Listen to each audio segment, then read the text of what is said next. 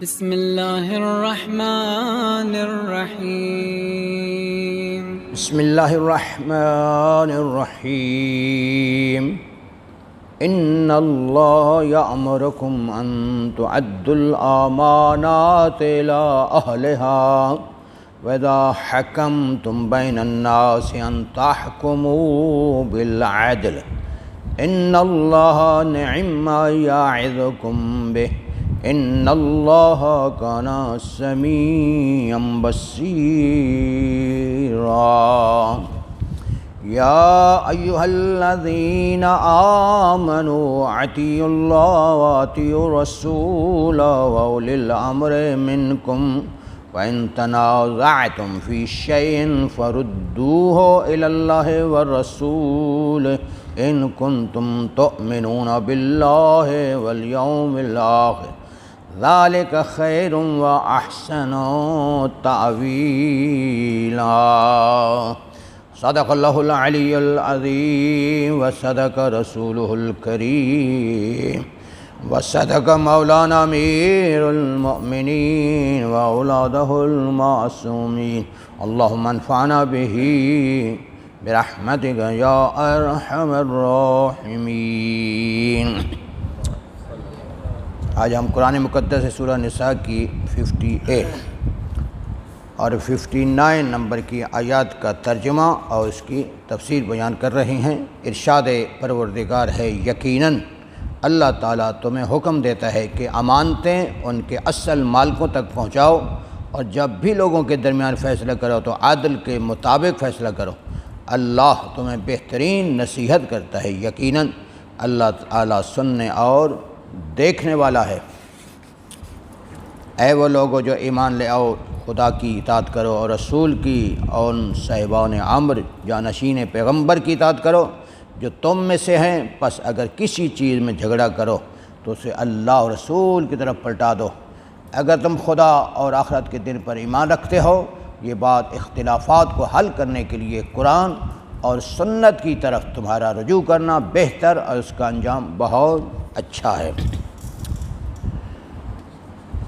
58 number آیت کا مفہوم معنی کیا ہے، اس کی تفسیر کیا ہے اور اس کے میسج اور پیغام کیا ہے؟ دیانت داری، عادلانہ سلوک اور امتیاز برتے بغیر عدل و انصاف پر مبنی فیصلے کرنا ایمان کی اہم ترین علامتوں میں سے ایک ہے۔ بددیانتی اور امانت میں خیانت نفاق کی علامت ہے۔ حدیث میں ہے لوگوں کے لمبے لمبے رکوع اور سجود کو نہ دیکھو بلکہ ان کی صداقت اور دیانت داری کو دیکھو۔ یہ پاک پیغمبر کا ارشاد گرامی ہے۔ مومن کی علامات کے بارے فرمایا اس کی 2 علامتیں ہیں، صدق الحدیث و اداء الامانت۔ اصول کافی کے اندر جلد نمبر 2 صفحہ 105 کہ مومن وہ ہوگا ہمیشہ گفتگو جو ہے وہ جب کرے گا تو سچ بولے گا، جھوٹ نہیں بولے گا، اور ہمیشہ امانت داری کا لحاظ کرے گا۔ اگر اس کے پاس امانت رکھی گئی تو اس کی حفاظت کرے گا، خیانت نہیں کرے گا۔ یہ صاحب تفسیر نور فرماتے ہیں کہیں ایک روایات میں امانت سے مراد معاشرے کی راہبری کو لیا گیا ہے۔ اس امانت سے مراد کیا ہے؟ معاشرے کی راہبری کو لیا گیا ہے، جس کے لائق صرف اہل بیت علیہم السلام ہیں۔ اس آیت پر عمل کرنے کے لیے اہل بیت اطہار علیہم السلام کی راہبری اور قیادت کو تسلیم کر کے ہی واضح مصداق پر عمل ہو سکتا ہے۔ اور کریں، لوگ کہتے ہیں جی اہل بیت کا قرآن میں تذکرہ کہاں ہے، ان کی امامت اور خلافت کا، تو ہمیں غور کرنا ہے۔ تو اس آیت کے اندر صراحتاً یہ جو ہے کہ تم اللہ حکم دیتا ہے کہ امانتیں ان کے اہل کی طرف ادا کرو، تو اس سے مراد وہ ان کی امامت والی امامت ہے، خلافت والی ہے، کہ وہی جو ہیں اس کے حقدار ہیں۔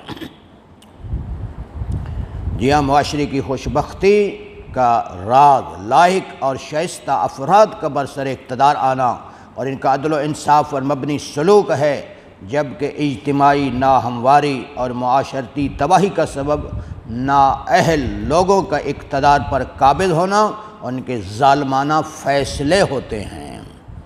اور کیا آپ نے؟ ہاں نہیں، حکومت کے چلانے کے لیے اہم ترین شرط یہی ہے، عدل و انصاف ہوگا۔ اور یہ عدل چونکہ انسان کی فطرت کا تقاضا ہے، ہر ایک انسان عدل کو پسند کرتا ہے، انسان کی فطرت میں اللہ نے یہ چیز ودیت کی ہے۔ امیر المومنین علی ابن ابی طالب علیہ السلام فرماتے ہیں، من تقدم علی قوم وهو یری فیہم من هو افضل فقد خان اللہ ورسولہ والمؤمنین۔ اگر کوئی معاشرے میں دوسروں سے آگے آ جائے اور قیادت سنبھال لے جب کہ وہ جانتا ہو کہ اس منصب کے لیے اس سے زیادہ اہل افراد موجود ہیں، تو یقیناً اس نے خدا، رسول اور مومنین کے ساتھ خیانت کی ہے۔ کتاب الغدیر آغا امینی کی جلد نمبر 8 میں یہ مولا کائنات کا ارشاد گرامی موجود ہے۔ تو غور کریں، ابھی تک پاکستان کی حکومت ٹھیک ہے کیوں صحیح چل نہیں رہی؟ کیونکہ ابھی تک کوئی اہل آیا ہی نہیں ہے۔ اور ظاہر ہے وہی حکومت کا حق رکھتا ہے جو پہلے اپنے آپ کو اپنی ذات پہ عدل کو لاگو کرے، خود عادل اپنے خاندان کے ساتھ عدل انصاف کرے، ٹھیک ہے، خاندان کے ساتھ، بعد میں وہ انسانی معاشرے میں عدل قائم کر سکتا ہے۔ لیکن حقیقت میں جو ہے پاک پیغمبر کے بعد جو ہے یہ اس حکومت کا حق وہ ہے اہل بیت کو ہے، مولا کائنات کو ہے، اور ان کے 11 فرزندوں کو۔ شاید یہ کہا جا سکتا ہے کہ امانت میں خیانت کے موارد میں کئی امور شامل ہیں، مثلا علم ہے، حرفت ہے، حق کو چھپانا بھی خیانت ہے، لوگوں کے مال پر قابض ہو جانا، خدا کے مقرر نہ کی ہوئی راہبروں کی اطاعت بھی خیانت ہے۔ اور کیا آپ نے؟ تو امانت کا تقاضا تو یہ ہے کہ ان کے اہل کو امانت دی جائے، اور اس سے مراد وہ ہے اہل بیت کی خلافت ہے، وہ امامت ہے، وہ رہبریت ہے، لہذا ان کو حق دیا جائے۔ تو غور کریں، مولا کائنات کے زمانے میں، مولا حسن کے زمانے میں یہ جتنے بھی ان کے مقابلے میں وہ سب خائن تھے، ظالم تھے۔ نااہل شوہر یا نااہل بیوی کا انتخاب بھی خیانت کے زمرے میں آتا ہے، اور اسی طرح اولاد کے لیے نااہل استاد کا انتخاب بھی خیانت شمار کی جاتی ہے۔ امام محمد باقر علیہ السلام فرماتے ہیں، الہی اوامر اور نواہی خدا کی امانت ہیں۔ یہ جو اللہ کے احکام ہیں قرآن کے اندر، یا جن چیزوں سے اللہ نے روکا ہے، یہ خدا کی امانتیں ہیں۔ اس آیت کی تفسیر میں امام جعفر صادق علیہ السلام فرماتے ہیں، خدا تعالیٰ نے حکم فرمایا کہ ہر امام کے پاس جو کچھ ہے وہ اپنے بعد والے امام کے سپرد کرے۔ اصول کافی کے اندر جلد نمبر 1 صفحہ 277۔ اور کیا آپ نے؟ اور یہی وجہ ہے، یہی فلسفہ ہے کہ پاک پیغمبر کے بعد مولا کائنات جو ہیں پاک پیغمبر کی مسند کے لائق ہیں، وہی منصوص من اللہ ہیں، اور اس کے بعد مولا حسن، مولا حسین یکے بعد دیگرے۔ اس لیے ہر امام نے اپنے بعد میں آنے والے کو اسرار امامت سپرد کیے۔ امامت 3 طرح کی ہے، خدا اور بندے کے درمیان اللہ کی طرف سے عائد کیے گئے فرائض، واجبات، ایک انسان دوسرے انسانوں کے درمیان حقوق اور فرائض، انسان اور اس کی ذات کے درمیان جیسے علم، عمر، قدرت، جو کہ سب ہمارے ہاتھ میں امانت ہیں۔ یہ امانتوں کی اقسام بتائی گئی۔ اس آیت کا میسج پیغام، کام جاننے والوں کو ان کا ہی کا کام سپرد کرنا اور عادلانہ فیصلے کرنا عمل صالح کا مصداق اور ایمان کی علامت ہے۔ یعنی جس کا کوئی کام ہے نا، اسی کو اگر سپرد کیا جائے تو یہ کیا ہے بھائی؟ یہ عمل صالح کا مصداق ہے اور ایمان کی علامت ہے۔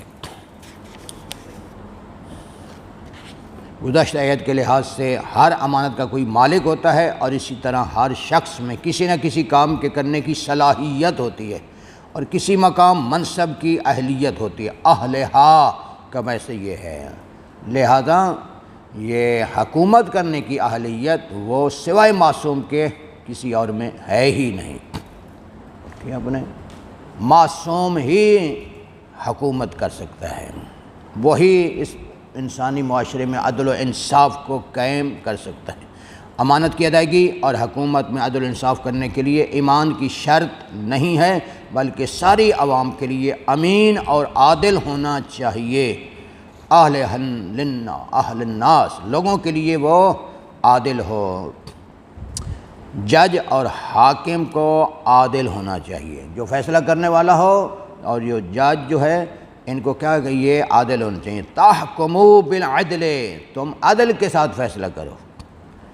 اور غور کریں، عدل کا معنی وضع الشیء فی محلہ ہی، کسی شے کو اس کی مناسب جگہ پہ رکھنا، بنانا، صاحب حق کو اس کا حق دینا۔ ہاں، یہ صاحب حق کو حق اسی وقت انسان دے گا جب انسان عدل کے ساتھ فیصلہ کرے گا۔ تشکیل حکومت ضروری ہے۔ اگر ذمہ داریوں کو ایسے افراد کے حوالے کیا جائے جو اس کے لائق ہیں اور عدل کی بنیاد پر فیصلے کیے جائیں تو اس کا حتمی نتیجہ حکومت کا استحکام اور الہی حکومت کا قیام ہے۔ تو عد الامانات الی اہلہا، امانتوں کو اس کے اہل کی طرف ادا کرو۔ وَإِذَا حَكَمْتُمْ بَيْنَ النَّاسِ أَن تَحْكُمُوا بِالْعَدْلِ، اور جب تم لوگوں کے درمیان میں فیصلے کرو تو عدل کے ساتھ فیصلے کرو۔ اور کیا اپنے مولا کائنات کی جو شہادت ہوئی ہے اس کے بارے آغا ایک عالم دین کا جملہ ہے، شدت عدل ہی، سخت ترین عدل کی وجہ سے، ٹھیک ہے نا، کہ حضرت عدل و انصاف کے ساتھ فیصلے کرتے تھے، اور حضرت کا فیصلہ اللہ کے لیے ہوتا تھا، اللہ کی خوشنودی کے لیے، لہذا ہم معصوم کی نگاہ میں تو اللہ کیا چاہتا ہے اس کے لحاظ سے فیصلے ہوتے تھے۔ اچھا موضع اور واضح و نصیحت وہ ہے جس میں اخلاقی نصیحتوں کے علاوہ معاشرتی مسائل اور قضاوت کے مسائل بھی بیان کیے جائیں۔ نعم ما یعظکم، اگر عوام الناس کو امانت میں خیانت کا علم نہ ہو سکے یا انہیں فیصلے میں ظلم و ستم کی سمجھ نہ آئے تو بھی خدا جو دیکھنے سننے والا ہے وہ اسے ضرور جانتا ہے۔ ان اللہ کان سمیعا بصیرا، بے شک اللہ ہمیشہ سننے والا ہے اور دیکھنے والا ہے۔ 59 نمبر کی آیت، اس میں غور کریں، یہاں پھر امامت کا ذکر ہو رہا ہے، اہل بیت کی امامت کا ذکر ہو رہا ہے اس آیت میں صراحتاً۔ اے وہ لوگوں جو ایمان لائے خدا کی اطاعت کرو، رسول کی اطاعت اور صاحبان امر جانشین پیغمبر کی اطاعت کرو جو تم میں سے ہیں، پس اگر کسی چیز میں جھگڑا کرو تو اسے اللہ اور رسول کی طرف پلٹاؤ۔ اگر تم خدا اور آخرت پر کے دن پر ایمان رکھتے ہو، یہ بات اختلافات کو حل کرنے کے لیے قرآن اور سنت کی طرف تمہارا رجوع کرنا بہتر ہے اور اس کا انجام بہت اچھا ہے۔ اس آیت کا میسج، پیغام اور اس کی تفسیر کیا ہے؟ اس سے پہلی والی آیت فیصلہ کرنے والے حکام کے بارے میں تھی کہ وہ فیصلہ کرتے ہوئے عدل و انصاف اور دیانتداری سے فیصلہ کریں۔ اس آیت میں خدا اور اس کے رسول کے سامنے لوگوں کا فریضہ بیان کرتے ہوئے بتایا جا رہا ہے کہ 3 طرح کے مراجع خدا اور رسول اور الامر ہوتے ہیں، لوگ کبھی پریشانی کا شکار نہیں ہوتے۔ مراجع جمع مرجع کی ہیں، اور مرجع کہتے ہیں پلٹنے کی جگہ۔ تو اب ہم نے ٹھیک ہے نا کس طرف رجوع کرنا ہے، کس طرف پلٹنا ہے، اس کو بیان کیا جا رہا ہے، اللہ کی طرف، اس کے رسول کی طرف اور اولی الامر کی طرف اطاعت کے لیے۔ اچھا، 3 مراجع کا ہونا قرآنی توحید کے قطعاً منافی نہیں ہے، کیونکہ پیغمبر اور الامر کی اطاعت بھی خدائی اطاعت کے زمرے میں آتی ہے، اور یہ اطاعت طول میں ہے، عرض میں نہیں ہے، ایسا نہیں ہے مقابلے میں، یہ طول میں، پہلے اللہ کی اطاعت، اس کے بعد رسول کی اطاعت، اس کے بعد پھر اولی الامر کی اطاعت، ان دونوں کی اطاعت لازمی ہے۔ تفسیر نمونہ میں حضرت ابن عباس سے روایت ہے کہ جب حضرت رسول خدا صلی اللہ علیہ وآلہ وسلم جنگ تبوک کی طرف جا رہے تھے اور حضرت علی علیہ السلام کو اپنی جگہ پر مدینے میں چھوڑ رہے تھے، تو اس وقت آپ نے جناب علی علیہ السلام سے فرمایا انت منی بمنزلت ہارون من موسیٰ، یعنی تم کو مجھ سے وہی نسبت ہے جو ہارون کو موسیٰ سے تھی۔ پس اس وقت یہ آیت نازل ہوئی، اطیعوا اللہ و اطیعوا الرسول و اولی الامر منکم۔ گزشتہ آیت میں تاکید کی گئی ہے کہ امانتیں ان کے مالکان کے حوالے کرنی چاہیے۔ اس آیت میں ظاہراً یہ کہا جا رہا ہے کہ امانتوں کی واپسی خدا، رسول یا اولی الامر کی اطاعت کے سائے میں ہونی چاہیے۔ اطیعوا کے حکم کا تکرار احکام کی مختلف قسموں کی طرف اشارہ ہے۔ حضرت رسول اکرم صلی اللہ علیہ وآلہ وسلم بعض اوقات احکام الہی بیان فرماتے اور بعض اوقات سرکاری احکام صادر فرماتے تھے، کیونکہ آپ کے پاس دونوں منصب تھے، یعنی آپ منصب رسالت اور حکومتی منصب کے حامل تھے۔ قرآن پاک میں بعض جگہوں پر پاک پیغمبر سے خطاب میں فرمایا گیا انزلنا الیک الذکر لتبین للناس ما نزل الیہم، جو کچھ ہم نے نازل کیا ہے اس سے لوگوں کے لیے بیان کریں۔ سورہ نحل میں 44 نمبر کی آیت ہے۔ اور کبھی فرمایا لتحکم بین الناس بما اراک اللہ، لوگوں کے درمیان الہی قوانین کی بنیاد پر حکومت اور فیصلے کریں۔ سورہ نساء میں 105 نمبر کی آیت ہے۔ قرآن مجید مفسدین، مسرفین، گمراہوں، جاہلوں اور جابروں وغیرہ کے بارے میں لا تطع اور لا تتبع کا حکم دیتا ہے۔ اس کا نتیجہ یہ نکلے گا کہ اطیعوا کے مصداق وہ لوگ ہوں گے جن کی اطاعت سے روکا نہیں گیا، ان کی اطاعت کرنا خدا اور رسول کے احکام کی مخالفت نہیں ہے۔ آیت میں الامر کی اطاعت کا حکم آیا ہے، لیکن جھگڑے کی صورت میں اس کی طرف رجوع کرنے کا ذکر نہیں ہے، بلکہ لڑائی جھگڑے میں حل کے لیے واحد مرجع خدا اور رسول کو بتایا گیا ہے۔